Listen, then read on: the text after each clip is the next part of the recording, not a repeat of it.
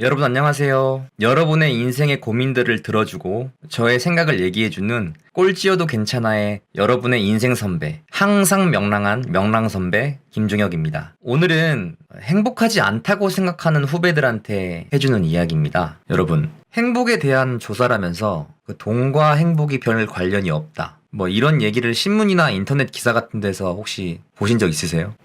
그런데 실제로는 그렇지 않습니다. 행복에도 그 돈이 차지하는 부분이 엄청 커요.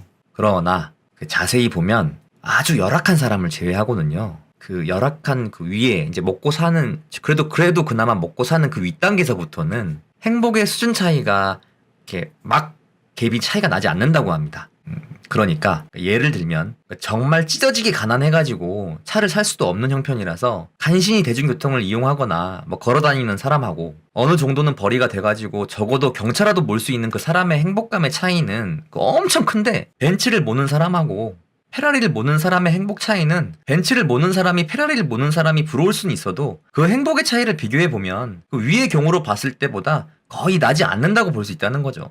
지금 이렇게 비싼 차 이야기를 하고 나니까 돈이 행복에 미치는 영향이 점점 중요해지고 있다는 건 부정할 수 없겠죠? 그러니까 이 말은 가장 열악한 수준의 삶을 살고 있는 게 아니라면 그 윗단계에 있는 사람들은 행복의 차이가 얼마 나지 않으니까 앵간해가지고는 다 행복하게 살고 있다. 아니요. 여기서도 함정이 하나 있어요. 그게 뭐냐면 돈이 계속 늘어나는 사람은 계속 행복한데 그에 비해 돈이 계속 늘지 않고 비슷하게 계속 많으면 거의 행복을 느끼지 못한다는 거죠. 그러니까 예를 들면 경차를 타고 다니는 사람이 계속 연봉이 늘어나고 올해보다 내년이 더 잘 되고 내년보다 내후년이 잘 돼서 몇 년 뒤에는 중형차를 살 수 있고 그 다음엔 더 잘 돼서 대형차를 살 수 있다. 뭐 이런 희망을 가지고 사는 사람은 정말 행복한데, 아무리 벤츠를 타고 다니는 사람도 올해나 내년이나 아니면 내후년이나 뭐 연봉도 비슷하고 아니면 뭐 사업하는 게 뭐 고만고만하고 하는 일도 뭐 예전이나 지금이나 고만고만하면 행복도가 엄청 낮다는 거죠. 그럼 딱 보면 둘 중에 누가 더 자기가 행복하다고 더 느낄까요? 그건 제가 얘기 안 해도 되겠죠? 계속 이렇게 얘기하다 보니까 제가 얘기했던 것들이 계속 돈을 잘 벌어야지만 행복해질 수 있구나라고 생각하게 만들 수도 있는 것 같아서 이제는 제가 진짜 하고 싶었던 얘기 말씀드릴게요. 그러니까 위의대로의 논리라면 계속 돈을 잘 벌지 못하면 행복하지 않다. 뭐 그렇다는 말로 들리시죠? 제 말의 핵심은 돈 잘 벌지 않으면 평생 행복해질 수가 없다. 뭐 이렇게 이해하시는 거잖아요. 그죠? 아닙니다. 여러분, 지금까지 행복했던 순간을 잘 한번 돌이켜보세요. 돈으로 무언가를 사가지고 취득했을 때 당연히 그때도 행복했지만 그때 말고도 혹시 돈이 들지 않더라도 행복했을 때가 분명히 있었을 텐데 한번 생각해 보세요. 가령 연애 초반에 애인이랑 손잡고 공원만 걸어 다녀도 행복하고 애인이랑 길거리에서 떡볶이만 사 먹어도 행복했을 때가 있지 않았나요? 아니면 여러분이 지금 취미생활로 하는 그 무엇인가가 많이 늘어가지고 주변에서 칭찬 같은 거 받았을 때 아마 그런 때도 행복했을 거예요. 아니면 뭐 좀 더 생각해 보면 여러분이 발전을 위해서 뭐 자기 개발을 위해 가지고 뭐 시간을 들여 가지고 공부를 했거나 아니면 뭘 좀 배웠거나 뭐 여기서 이루어지는 자기만의 만족도가 업그레이드 됐을 때 거기서 오는 뿌듯함과 행복감을 느꼈을 때도 있지 않았었나요? 이렇게 다시 생각해보고 찾아보면 여러분이 행복했을 때가 분명히 꼭 다 돈이 없어도, 돈이 안 들어가도, 아니면 돈이 조금만 들어가도 행복감을 느꼈을 때가 분명히 있었을 거예요.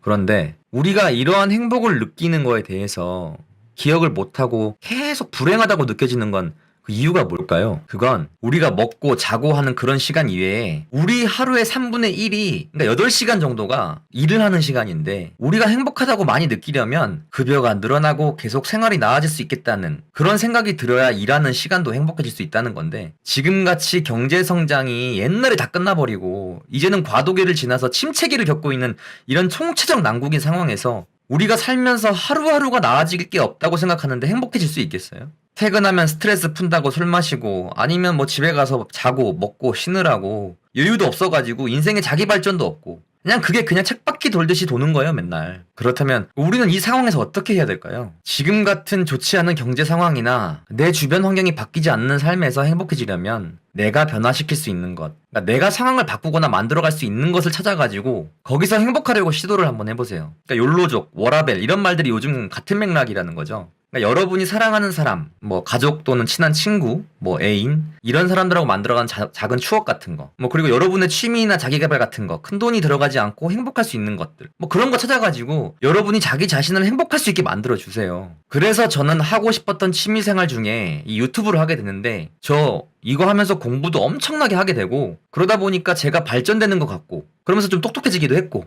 그러다 보니 주변에서 재밌어하고 물어보는 것도 많고 그렇게 인정도 받고 뭐 요새 일하면서 뭐 유튜브도 하려다 보니까 뭐 조금 정말 정신이 없이 살긴 하는데요. 대신 주변에서 행복해 보인다는 소리를 되게 많이 들어요, 요즘에. 행복해 보인다, 행복해 보인다. 뭐. 그러다 보니까 제가 하는 일도 좀 잘 되는 것 같기도 하고. 그리고 회사에서 성과도 좋아가지고 칭찬도 받고. 분명히 여러분도 행복해지면 마음의 여유도 생기고 그러다 보면 일의 능력도 분명히 좋아질 거고 뭐 취업 준비나 공부 성적 그런 것도 분명히 향상될 거예요. 분명히 시너지 효과가 날 겁니다.